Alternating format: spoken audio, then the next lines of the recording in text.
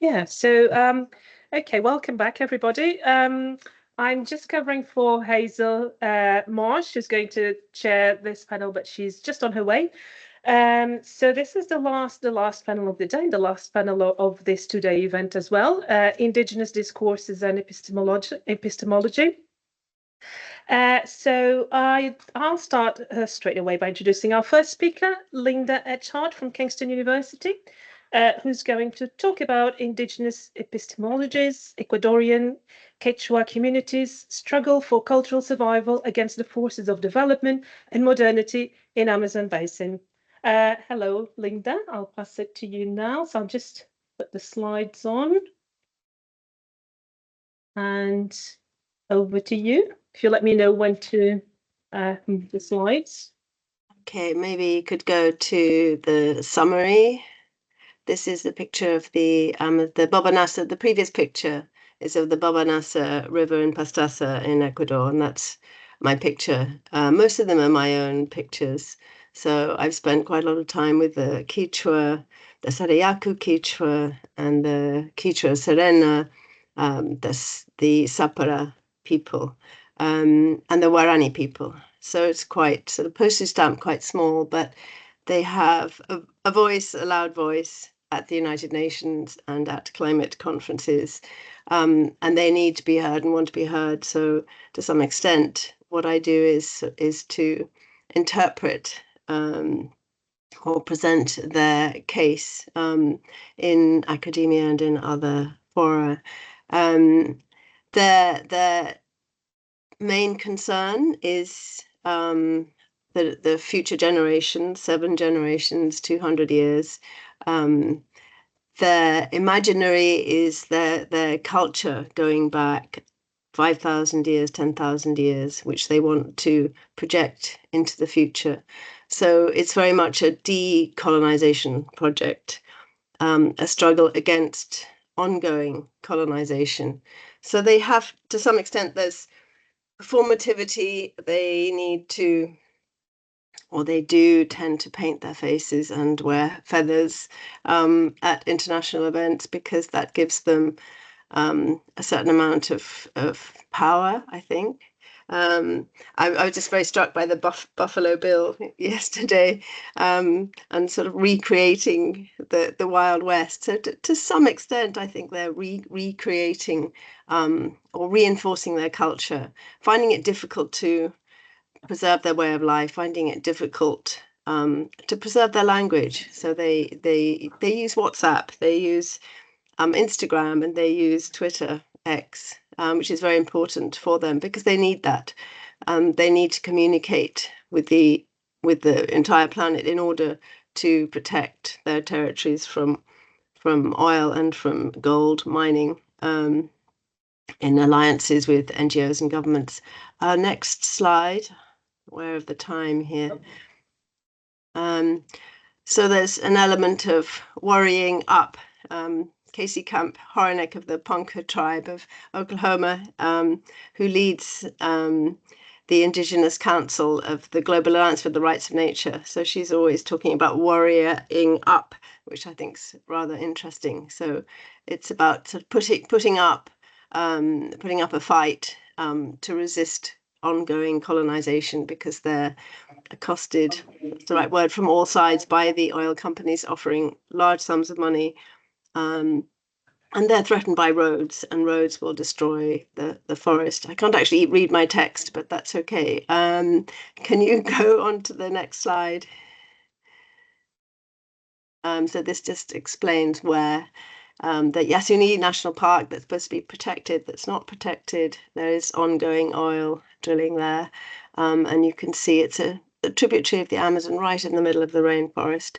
And they're going to build a road right the way through it, and they're going to fight all the way. Next slide. So they want to have their own education and their own worldview and their own university. So they have the University of the Amazon. So it's very much wanting to have different kinds of schooling that combines orthodox schooling with indigenous beliefs and indigenous worldview. that humans and animals are all one, and that the forests, the mountains, the rivers are alive. They're all part of the same ecosystem. So humans need to live in harmony with nature and protect nature. And they see that as their role. It's very difficult for them to survive, to be autonomous, because there's been so much hunting as a result of the road building. So their source of sustenance has gone. So they need to find other ways to survive. So they have their handicrafts and their textiles. Next slide. So this is Buen Vivir Bien, Eduardo Gudinas, Sumac Causai. So this was adopted in the constitutions of Bolivia and Ecuador from 2008, 2009. So it's about collective well-being. They see themselves as having the riches of the forest. So they don't see themselves as poor, because as long as they have clean water, they are rich. So the ethos, Pachamama, Mother Earth, involves the rights to nature. So Arturo, the Colombian scholar Arturo Escobar, calls it an epistemic political event. So this is anti-modernity, I suppose, and anti-modernization. Next slide. I'm going to run out of time very quickly. I think I've covered this, so let's move on to the next slide. So this is Jose Walinga, who has a project, a living forest project with the law department of NYU in New York University, because they need that support in order to transmit their word to the world as the roads encroach upon their territory. There's very few territories that have no roads at all through them. So it's very difficult for them to hold on. So they need the NGOs, they need the governments to support them. Next slide. I'm going to run out of time. So this is Abya Yala. So the USA is Turtle Island, and the Americas, or South America, is Abya Yala. So it's an alternative, their philosophy is an alternative modernity that they call trans-modernity. How much time have I got left? I'm not actually. I'm not being a very good check. I'm not. Yeah, I can't. We are 5 minutes. Yeah. 5 minutes. So their way of living is I think it's utopian, but maybe there's this communal and collective. It's not individualistic. Can we move to the next slide? So this is Nemonte Nankino of the Warani people, and she managed to have quite a high profile and have an article in the Guardian newspaper, which I think was quite an achievement. So she's managed to attract attention to herself, and they have won court cases against their government. So I mean, they have their style, which I think is important and helps them spread their message. Next slide. I've only got 2 minutes left. So they have won court cases in the local courts. They've won court cases at the Inter-American Court of Human Rights, which is very important for them. And they continue with their legal battles. The next slide. So this is where they have drones, and they send out Instagram postings every day, because the illegal miners are there destroying the entire all the tributaries, many of the tributaries of the Amazon over many countries. Next slide. I've got 1 minute left. So it's not exclusive. It's not necessarily about territory, in that the Quilombolas, or the African communities, are welcomed into their alliance. So it's perhaps more class-based as well as identity-based in claiming land rights. Next slide. So because the animals are becoming scarce, they're having to sell their products and strategically integrate themselves into the global economy by selling their products and creating fashion to go globally, and they managed to be at the Paris, the Cannes Film Festival. Next slide. So this is they had a fashion show in New York recently. So this is Amazon fashion, which is slightly different and rather colourful, but it's their way of finding a source of income, because they can't survive in the forest anymore. They need a source of income. So making textiles and clothes and other kinds of arts and crafts is a way to survive. Next slide. I think it might be the last one. This is Natalia Green of the Global Alliance for the Rights of Nature. And she has, on the next slide, she has brought together Indigenous people. She's bringing together Indigenous and non-Indigenous people from all over the world to her Global Alliance. And she has her Indigenous Council, which is part of the Global Alliance for the Rights of Nature. I think is that the last slide? So this is a photograph I took on September 24th of various Indigenous representatives who are part of the Global Alliance for the Rights of Nature. And I think that may be the last slide. That's the last one. Yeah. Yes. So this is Patricia Walinga of the Sarayaku Quechua, who's a kind of ambassador for the Sarayaku people. And she's she travels the world, so she has a carbon footprint, shall we say, but she's a good ambassador to protect nature, for example, at the IUCN. So that's my last slide. I think I've done my 15 minutes. Yes. Thank you very much, Linda.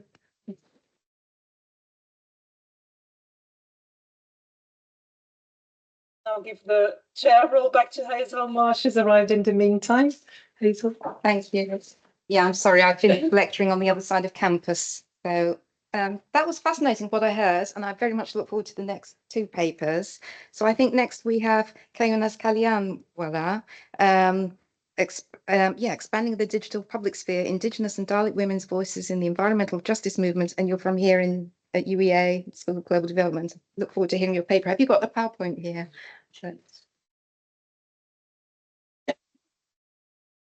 Which one? Do you want to go through the slides yourself, or should I do it for you? Okay. Hi, good afternoon, everyone. I'm Kayonaaz, and I'm doing a PhD at Dev.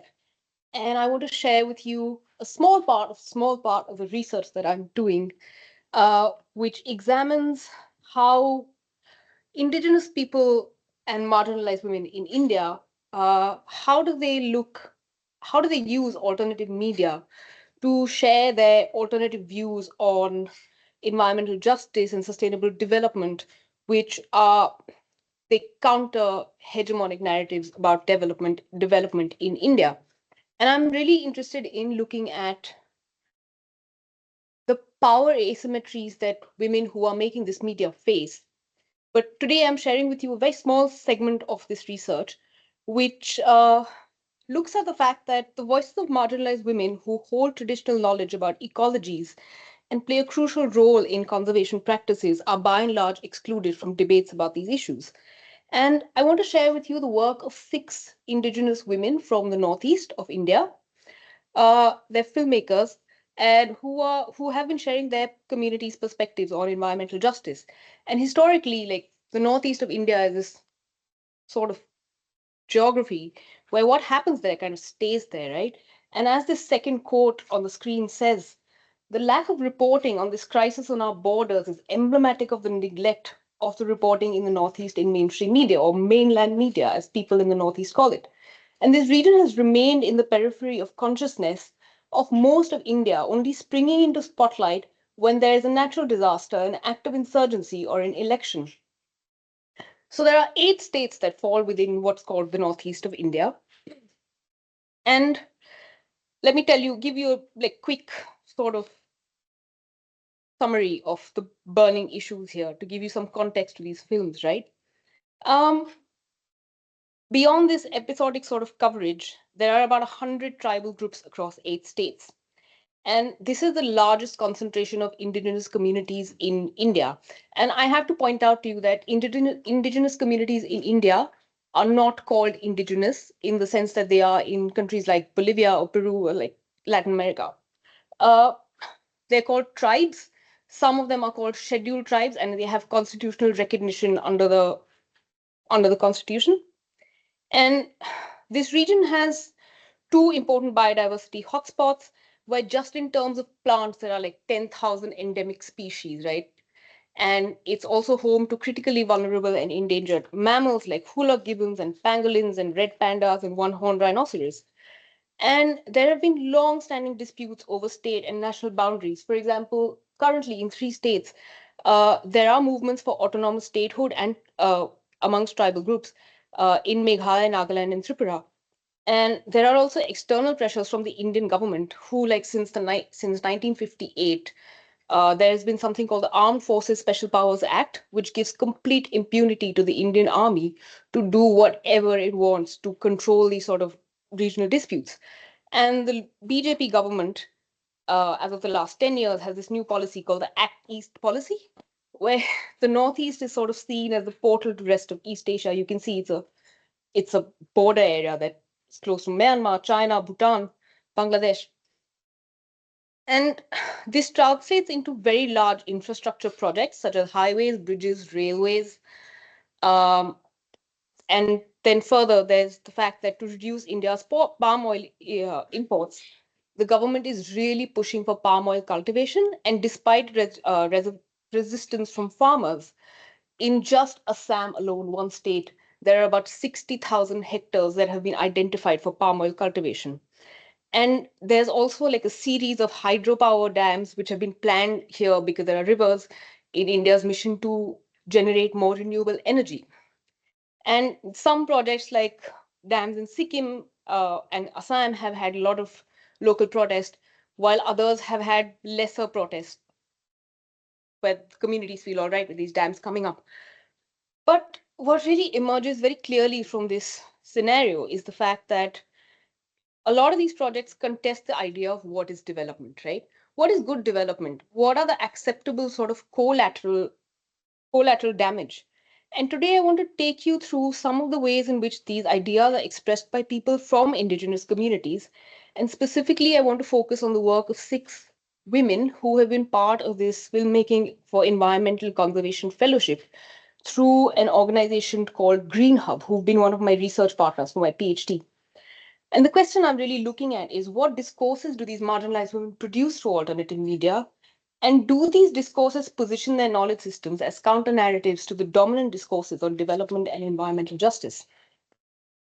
And just to give you sort of a brief idea of the concepts and the lenses through which I'm looking at it, I'm drawing on a growing field within critical discourse studies, which is called ecolinguistics. And Aaron Stibb talks about the idea of the stories that we live by, which says that these are the popular stories in a culture which sort of define how people think, act, and talk. And that in turn affects how ecosystems get treated. And this sort of connects with what Green Hub is practicing by documenting ecologies and the people who interact with it to conserve it. And ecolinguistics expands on the traditional idea of what are called oppressed communities in critical discourse studies, which and then sort of expands it to animals or people who are currently facing resource challenges or the ones that will face the resource challenges in the future. And for this analysis, I'm also drawing on 2 frameworks. The first is the socio-environmental conflict transformation framework, which actually Yokinye, who was speaking earlier in the morning, has been fundamental in developing. And this sort of comes about from the context of environmental justice movements in Latin America. And this sees conflict as it doesn't see conflict as a negative thing. It sees it as the space from which transformations happen. And for these transformations to happen, you sort of get at hegemonic power in multiple ways. You look at structural, relational, and cultural power. And I'm most interested in looking at cultural power because many views of transformation see that as the most sort of potent place of lasting change. And I see alternative media as the space of cultural transformation, where imposed knowledge, like this dominant heteropatriarchal capitalist view of development, is being contested. And the second framework is the alternatives transformation format, which was developed as a process of evaluation from Indian organizations working on the idea of alternatives to development. And they look at 5 interconnected spheres, which includes things like cultural diversity and knowledge commons, ecological integrity, social justice, economic democracy, and direct and delegated democracy. And Green Hub's work looks at the first 3 of these spheres. Now, coming to the stories we live by. The first big story that comes up is of socio-environmental conflicts, right? These are sort of the micro level conflicts of the bigger conflicts that I talked about earlier. And they're over access to resources like fish, because rivers are drying up. Whether people continue lucrative rubber tree cultivation, even though it's not great for the environment. One film talks about this historic epistemic justice that's happened in their community because of a history of proselytization. One which basically resulted in indigenous communities not being able to use their traditional practices or languages. And these films very clearly point out who bears the brunt of all of these things, right? For instance, it's the women who have fewer fish for their families, or because other people have overfished through extractive methods like dynamite, or communities who are losing their culture because of colonization. And some videos acknowledge very different views about human nature coexistence, right? For instance, one video shows a group of men camping out illegally hunting for birds. And another film, which is set along this river called Kohara, this one woman says, yeah, there's a leopard who used to come and visit our village, but it's not really harmful to us as humans, right? Sometimes it like catches a chicken or something. And then another man says, yes, there's elephants come and visit us often. And then the third man in that film who says, yeah, these elephants keep coming and damaging our crops. So we've decided that we're going to build a factory and that's going to scare the elephants off, right? So it's really visible that there are very different ways of looking at animals, right? Are they worthy of protection or are they a menace? Which brings me to my next point, that these films are really part of wider conservation efforts. So, for instance, the film that shows illegal hunting, the woman who's made the film is right now actually documenting the bird life in the village, and she wants to make a book out of it. And she hopes that younger people are encouraged to uh, start conservation work. And there are other films that promote community forest conservation and language revival projects as well. Which brings me to my second story, which is of coexistence. These films really reflect the biodiversity of the area, right? You've been seeing the images here, which are all stills from the films. They really draw in the viewer with these long, slow shots of the environment. Like you hear the natural like, soundscape, the rivers, the monkeys, and uh, thunderstorms, etc. And it really feels like the filmmakers are asking, like, don't you think this is worth protecting? Like, this is beautiful. Like, look at where we come from, right? And also, like, by showing livelihoods based on fishing and cultivation and conservation, these films really suggest a dependence on natural resources. Uh, and this dependence should make these resources uh, protected. Like, the humans in this equation should protect them. Uh, for instance, like, they should not be hunted, there should not be excess pollution. And so, like, there's this one film about a community protected forest, which shows how these people who were traditional hunters now have a new respect for the species that they live with, right?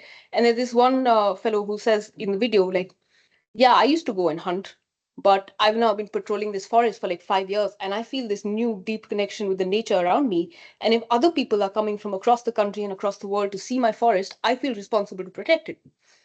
Um, and there's this parallel aspect where there are spiritual practices which enmesh humans and nature together. For instance, along Kohora again, they feel that nature is God and that all living beings, rivers, humans, everyone, has their souls protected by deities. And simultaneously, they question aspects of their culture, like I was saying, hunting. If they damage nature, they will question it. And these films show such a great, rich language for flora and fauna. And it reminded me of something that Robert Macfarlane says, you know, that when people use specific language to describe nature, they connect with it. But when you use obscure terms, it's more prone to have nature damaged or destruction of that landscape. So, in a sense, these films are not just about one aspect. It's not about the culture and it's not about the environment. It really shows that if one gets damaged, the other is also going to be destroyed. And they also display a really broad broad range of cosmovisions and ways of life, which, especially for viewers from outside these communities, is a glimpse of what is lost by that neoliberal development agenda, which is like the sameness of concrete, right? And coming to the final story, which is the portrayal of women, I started by saying that women's perspectives are often missing from mainstream debates on environmental justice. So I want to look at how, when women make films, what do they have to say? Um, so three of the films are made by women from their own communities, and when they do so, they actively position themselves in their community. So, for example, there's this one woman who's exploring her own identity as a daughter of a rubber tree plantation owner, right? And there's another woman who also works as a forest ranger in the uh, forest that she's filming. Uh, but overall, the fact remains that women play a central character only in about two films. So, in one film, we hear about an acute water shortage in which happens to be one of the wettest places in most like rainfall heavy places in India has a drought. Um, so we hear about the women who struggle to access water, but then we also hear about the perspectives of women who are really leading water conservation, watershed conservation in the area.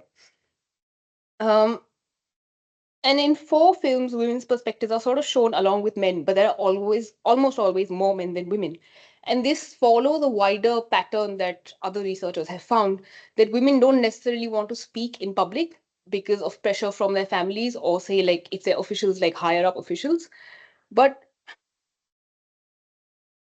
it could, yeah, it's just like when women aren't central characters, they're also still very well represented visually in all of these films. So, for example, you see political actors, you see fortune tellers, you see community workers, you see fisherwomen, conservationists, the whole gamut. And in a majority of these cases, they're shown as actively doing things rather than passive observers of life. And this is such a refreshing shift of the usual portrayals of women that we see from these communities who are either victims or they're like cultural symbols. And once in a while, they get wheeled out to show some dance form or costumes, right?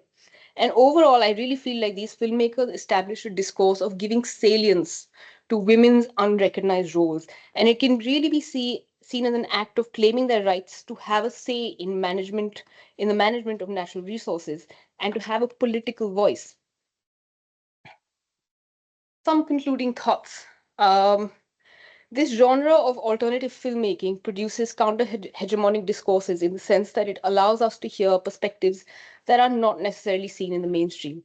These films depict a set of alternative values which clearly contest the dominant discourse of what development is. For instance, is development a rubber plantation economy which is ecologically damaging? Or is it a community conservation project that still brings livelihoods into the village? And these films really show deep spiritual and cultural link to the ecologies, which brings nature into the domain of justice. And this connects to the idea of giving voice to nature, as Foxwell Newton says, because alternative media is so rooted in place that it's so well positioned to do this. Uh, there are other theories of alternative media that we can see. It calls them enunciation devices, right? So if multiple people paint a picture, you contribute to sort of civic expertise. And here, filmmakers are painting the picture of women's expertise about ecological knowledge by making their work and roles visible. And all of this connects back with the idea of participatory justice, which brings different groups into the domain of justice and justice as recognition. You know, like I think Yokinia was talking about this earlier in her paper about how like cultural recognition and revitalization is such an important part of these movements, right? Um, so this idea of justice as recognition, where the tussle of environmental knowledge and indigenous knowledge sort of comes to pass. And crucially, while calling for sustainable and just futures, a lot of social environmental justice movements actually use storytelling as epistemology. Um, and by presenting women's worldviews, this body of work really forces us to acknowledge that women's knowledge counts and that women's values should be legitimized when we speak about environmental justice. Thank you.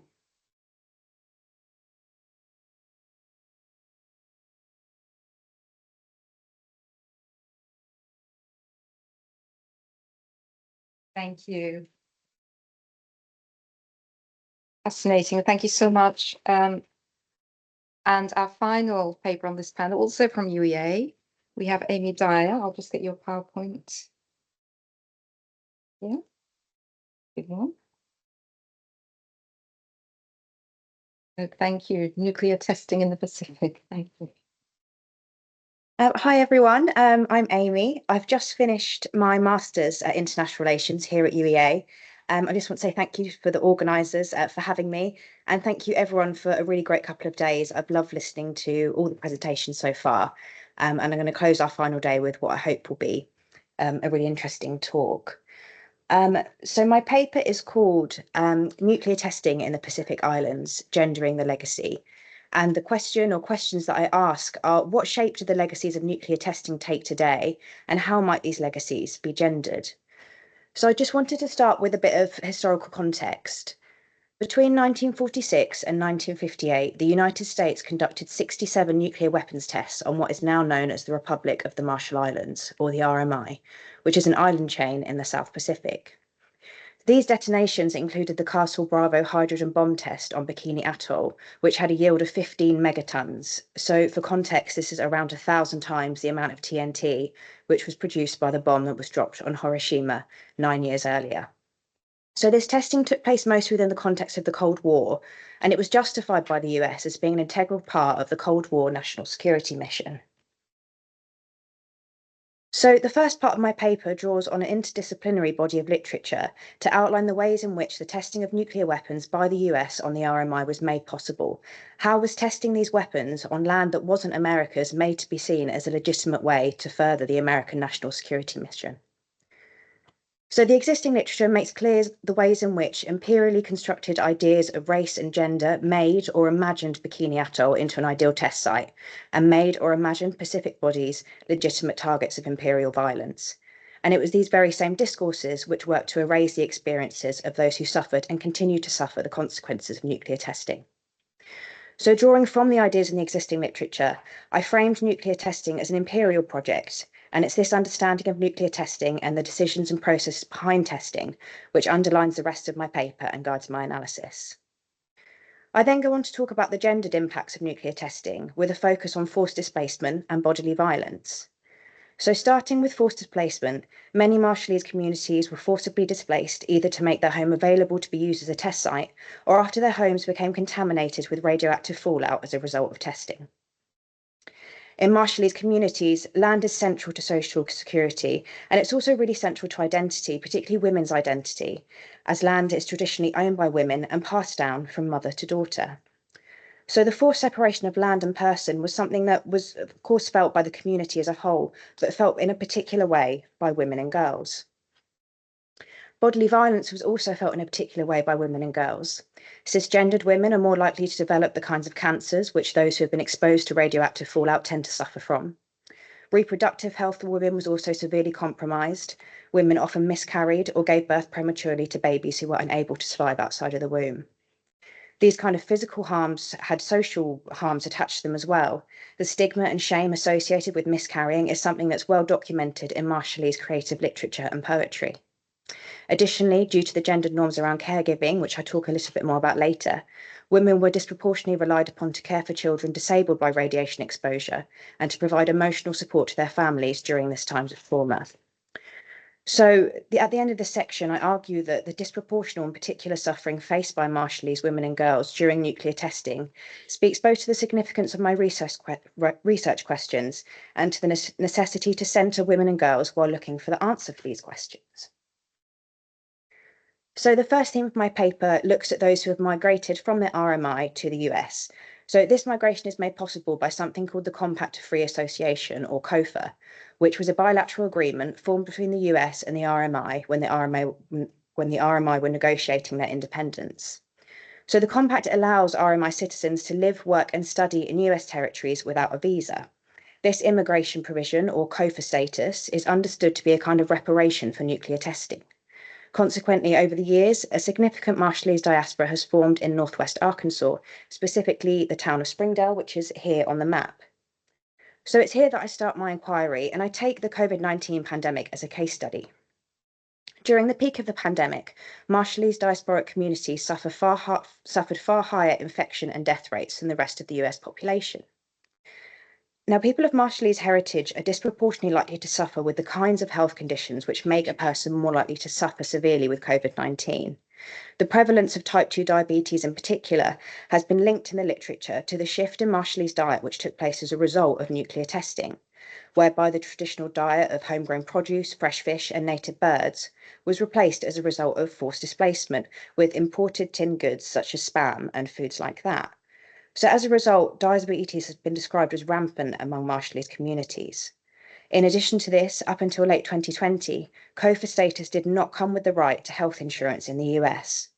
So taking these 2 points into consideration, I argue that Marshallese health insecurity as it relates to COVID-19 and limited access to healthcare can be understood as direct outcomes of nuclear testing and therefore as legacies of nuclear testing, in that these dietary shifts and exclusionary healthcare practices cannot be understood separately from the history of nuclear testing. In looking at how this legacy might be gendered, I look at the community response to the issue of the lack of affordable healthcare for Marshallese communities during the COVID-19 pandemic.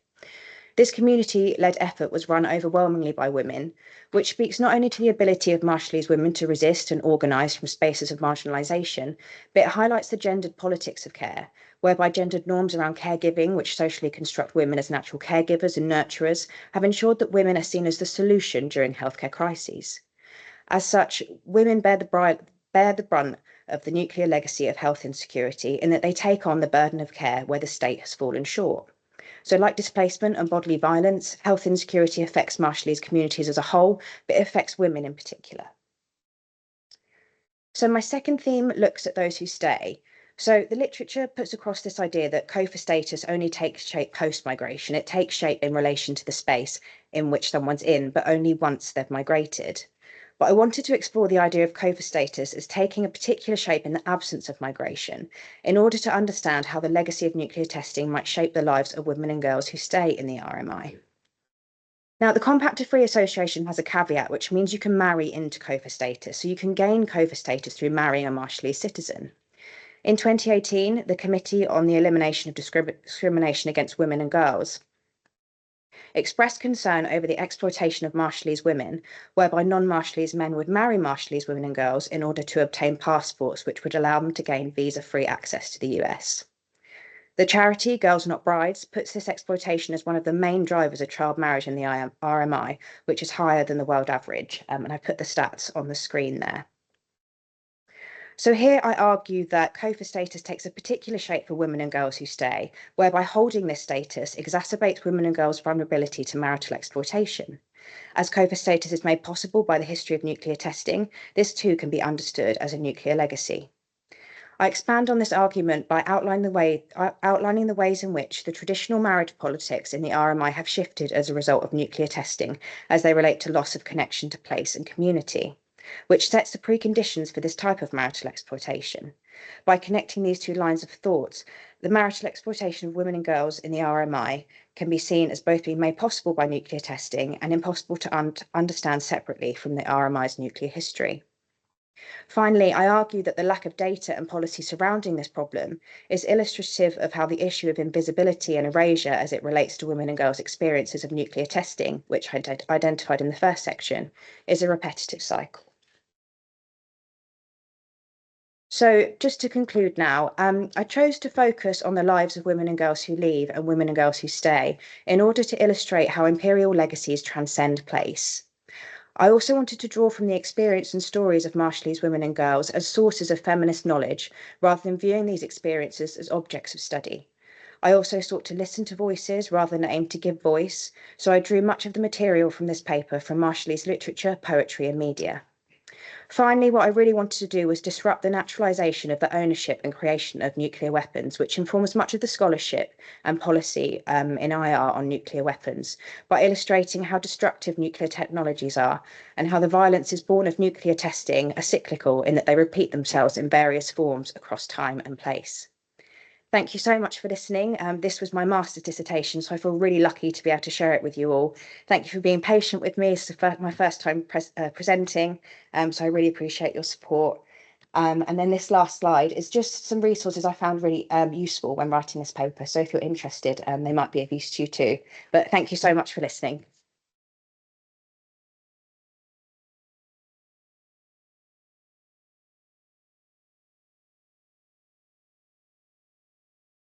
I've had no idea about any of that. I've learned so much. Thank you. Is Linda still online so that Yes, I am. I'm here. Oh, good. Can you hear me? Yes, we can hear you. I'll just try and get there we are. Okay, great. I've just got a question for each of you, if that's okay, and then perhaps we can open it up for any questions from the floor. I can carry the microphone. Oh, brilliant. Thank you. So, Linda, I wanted to ask you, you mentioned some battles with the government. So I just wondered if you could give some more specific details of any particular attempts. I understood them to be legal attempts to hold the government to account over the protection of natural resources. If you could talk a bit more about those, any particular, significant struggles and what the outcomes have been. And shall I just mention the other two questions, and we'll come back to you, Linda, if you could address that, please. If you could, and about the films, could you talk a little bit more, please, about how they were made and what you've done with the films and the impact of that? And finally, Amy, could you talk a little bit perhaps about the women and girls who choose to stay and those who leave? What sorts of reasons did they give to justify those decisions? So thank you. So Linda, could you tell us a bit, please, about a bit of specific case study? Yes, I'll give two examples. One is very well encapsulated in an Indigenous film called The Children of the Jaguar, which is half an hour long, which is available on YouTube, and it's made by Heriberto Wallinger of the Sarayaku. But that is the story of how they took their case against the Ecuadorian government for violating the clause of free, prior, and informed consent, to which the Ecuadorian government is a signatory, and it's also from the International Labour Organization. I think it's clause 167 or Convention 167. So the government did not consult them, and they planted dynamite, and they were going to blow up the forest to release oil or prospect for oil. And so they prevented them. They took them to court, to the Inter-American Court of Human Rights, thanks to a very good lawyer called Mario Melo. And it took 12 years, from 2001 to 2012, but they finally won their case. And theirs is one of the few territories that no one will touch. I mean, no one is touching because they've fought so hard to protect it. And they have sent in the troops. They have sent in a helicopter. In fact, Heriberto filmed the helicopter and confrontations between the military and the indigenous people. And they're not armed. They don't want to be armed. I don't think they're armed, and it's probably not a good idea because they couldn't. I mean, there's 1,500 of the Sarayaku, 1,500 people, and a lot of children. They're not going to be able to resist an army.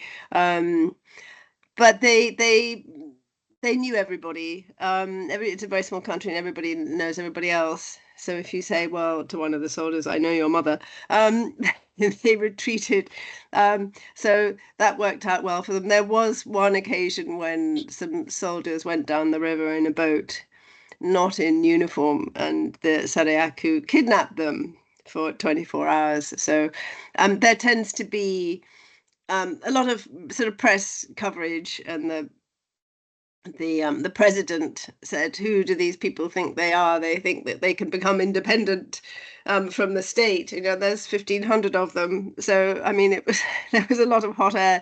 So I think it's not quite as bad as Colombia and Peru. Certainly Colombia, where a lot of environmental defenders have been killed, and it's documented by Global Witness all over the world. Environmental defenders are killed, but it's so far in Sariaco, as far as I know, nobody has died. So, but I think going through the courts can be a solution. The problem is that there's a terrific backlog at the Inter-American Court of Human Rights. So if you have a case, it's going to take years and years before it's heard and ruled upon. And then the government may not obey the ruling.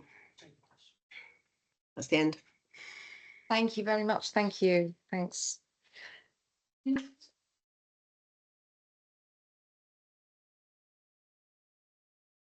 So yeah, you asked like how the films are made, in what context, and what's being done with them, right? So all of these films were made by women who basically took part in this year-long filmmaking fellowship that is run by the organization for Freedom. They got some great videos. They have a YouTube channel, check it out, which you can compare to watch from, which is good. So the premise of this organization existing is that Indigenous people from these resource-poor communities do not have the access to make films, not to be filmmakers. So this organization was set up for young people from these Indigenous communities, and they go through this year-long residential program where they learn a lot about conservation, about filmmaking, etc.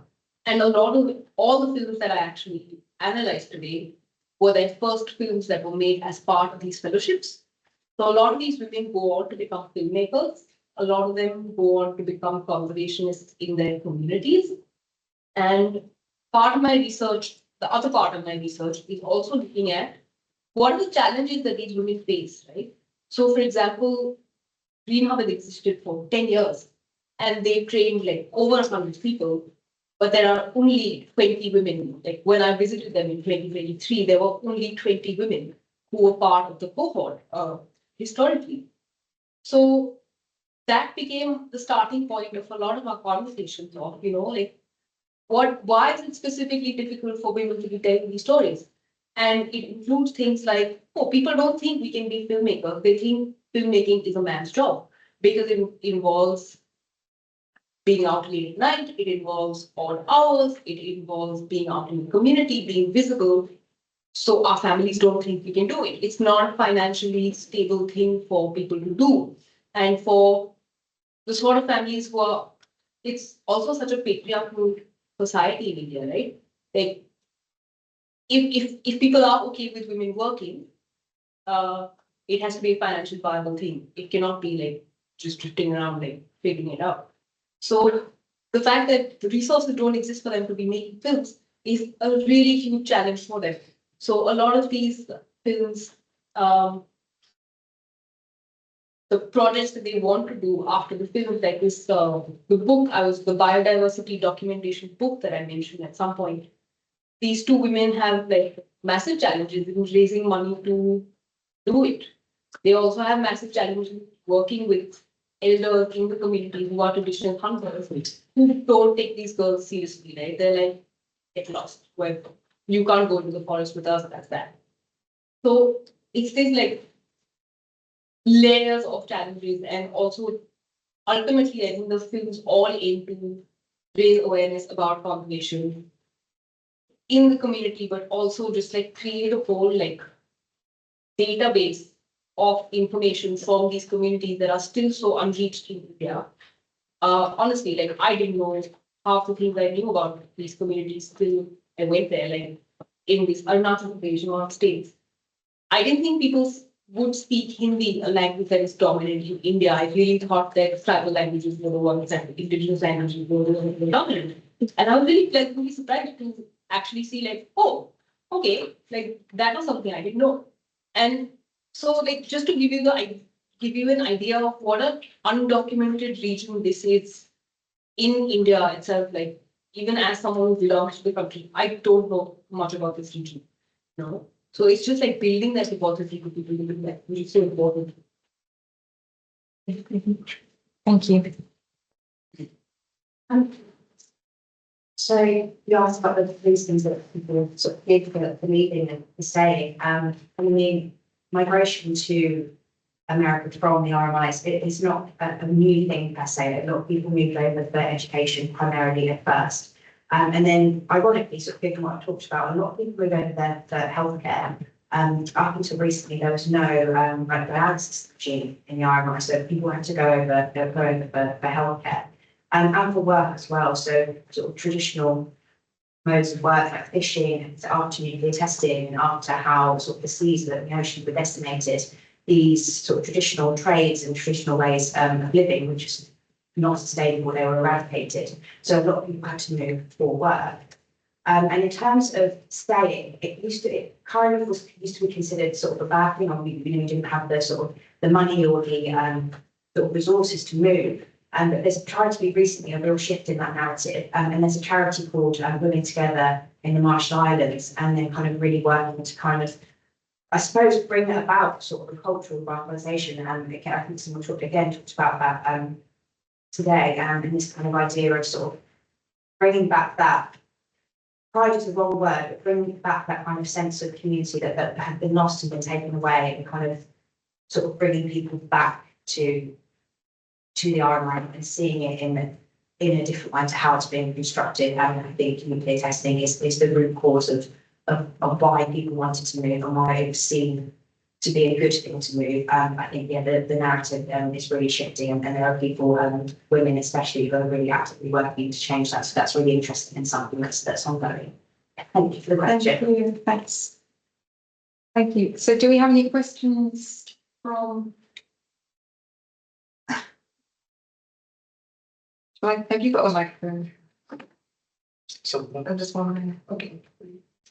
Oh, and then you. No.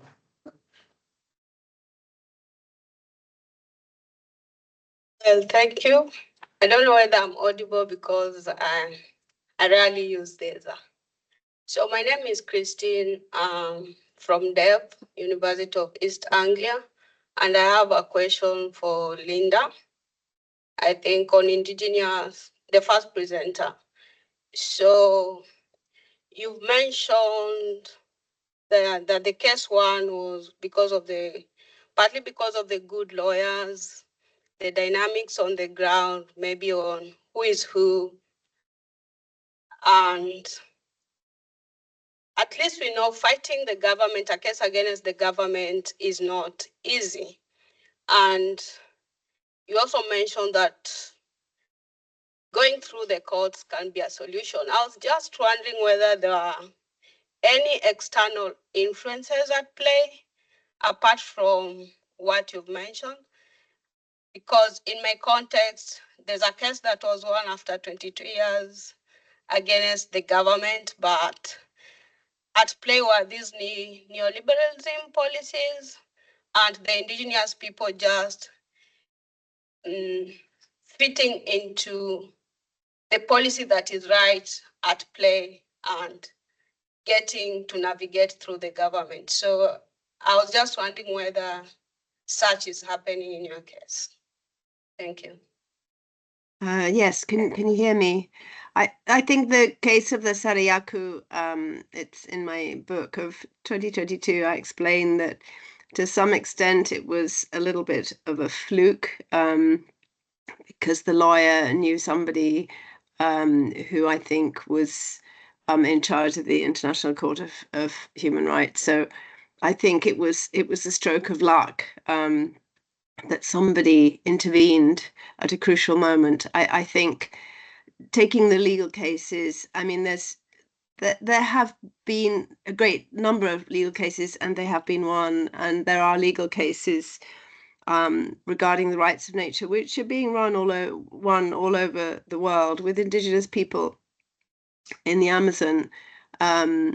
Sometimes they win in Ecuador. I think in Colombia there are some success stories.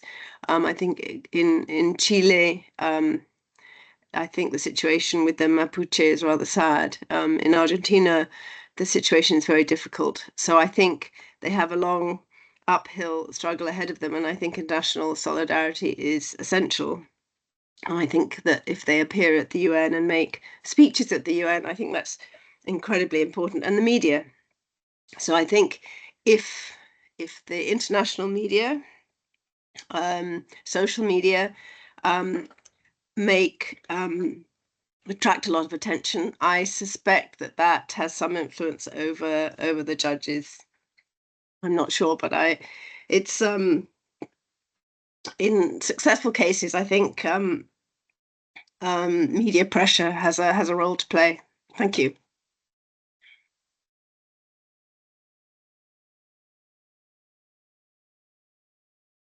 Great, thank you. I've got a question for Amy. Firstly, congratulations for the first time you've ever presented. That was fantastic. So really well done. It's a great project as well.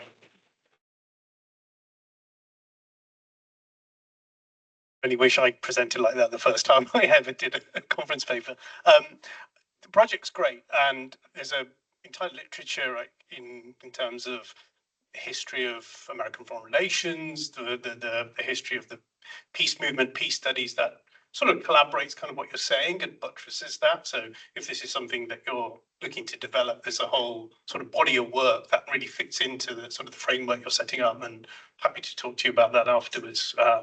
But I had a question about sort of how you trace these communities, these girls and women who are moving to Oklahoma, sort of your methodology around that. Are they just moving to Oklahoma? Are they moving to other places?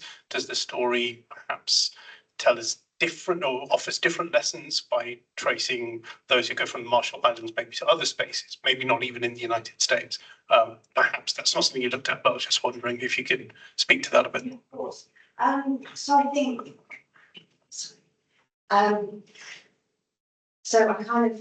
where I first heard about this was actually on a podcast, and the podcast focused on the Marshallese diaspora in Arkansas.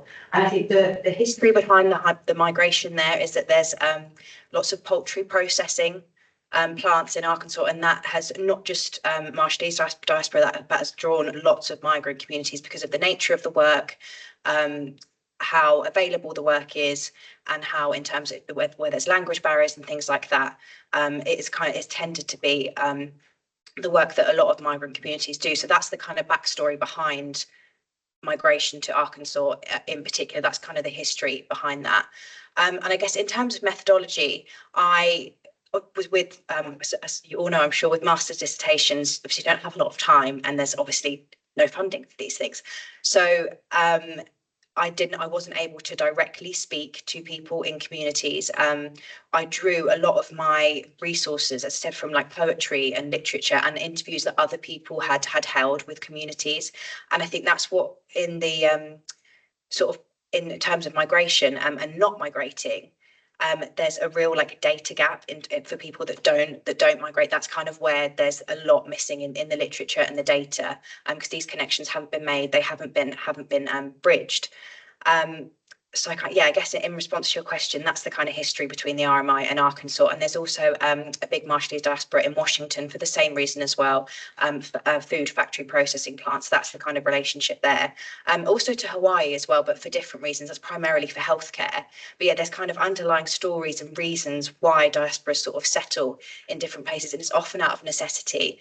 And there's kind of there's a literature as well on kind of how they talk about like sort of the necessity of migrating within an empire, which is quite interesting, this idea of kind of not migrating through choice a lot of the time, but through necessity, and this necessity has a relationship to empire and history of empire. But yeah, I think there's absolutely could be a really broad project in looking at communities who have suffered the consequences of nuclear testing, where they move to, why they move, and if they don't move, how their lives might be. But yeah, I think there's so much to be done looking at this, and so many sort of interdisciplinary avenues you could go down as well, looking at all this. So I hope that answers your question in a roundabout way, but thank you for the question.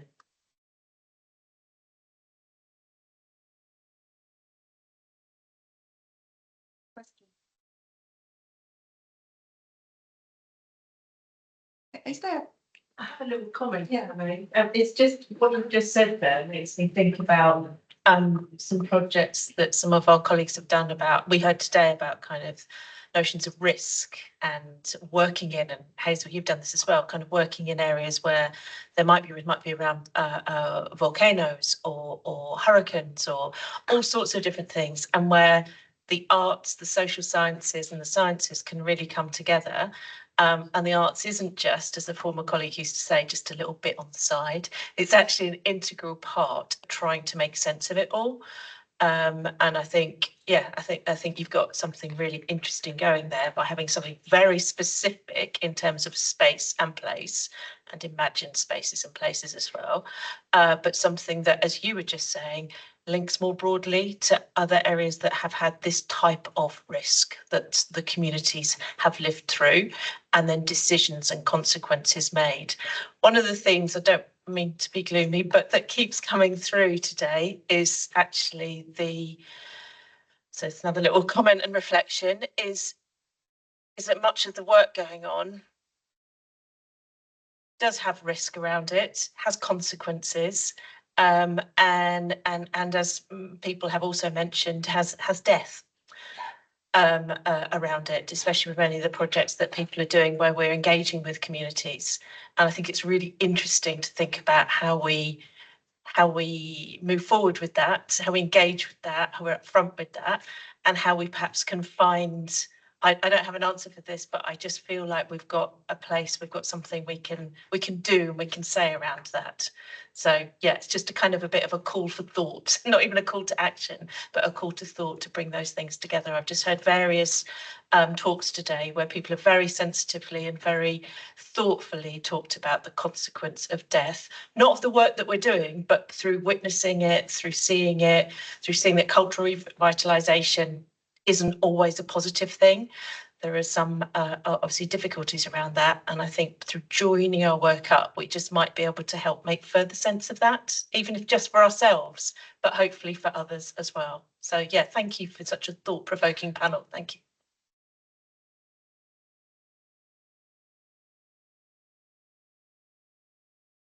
Should we carry on talking over? Is there more tea and coffee? End on death. End on life. End on life. That was a good call to to end on, I think. So thank you. Should we carry on talking over tea and coffee? Because I think we have some time, don't we? Can we thank the panel? Yeah.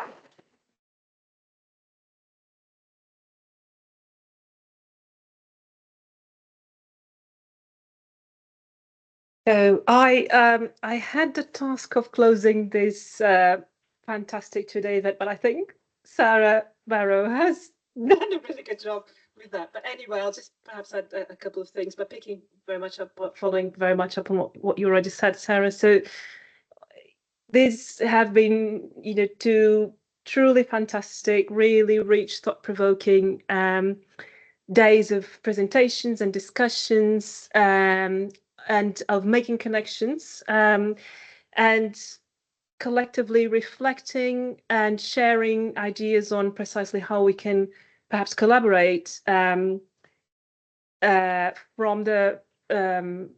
variety of different disciplinary backgrounds that we come from, and the methods that we use, so how to make the most of it as well in the research that we do. And I think that is perhaps the next step. I have certainly learned a lot about the different and interconnected ways in which we can understand, imagine, and experience geography as territory, memories, emotions, belonging,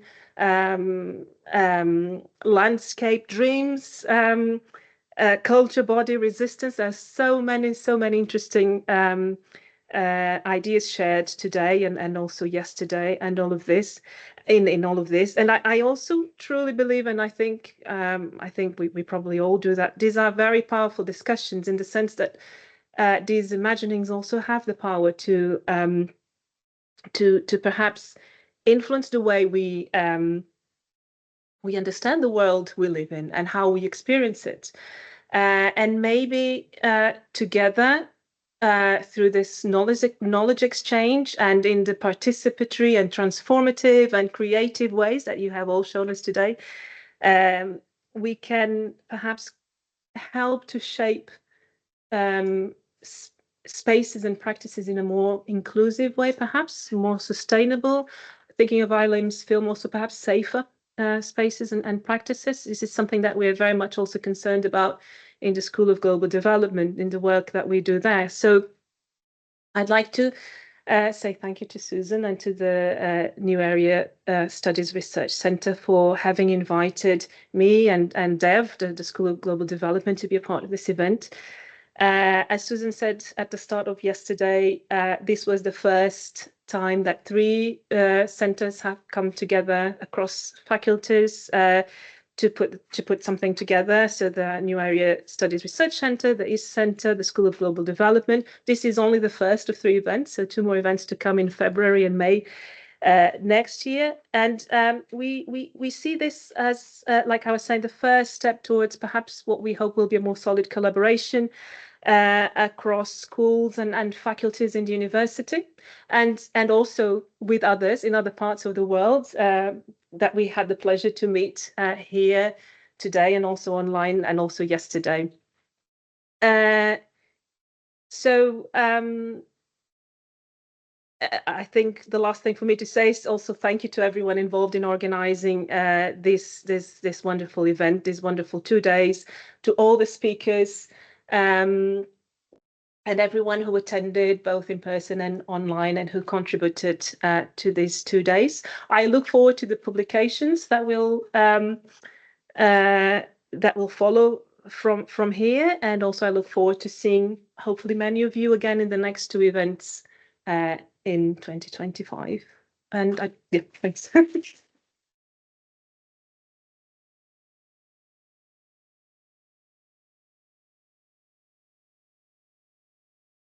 Thank you to all of you that are in the room, and many of you that are still in the room at the end of 2 days.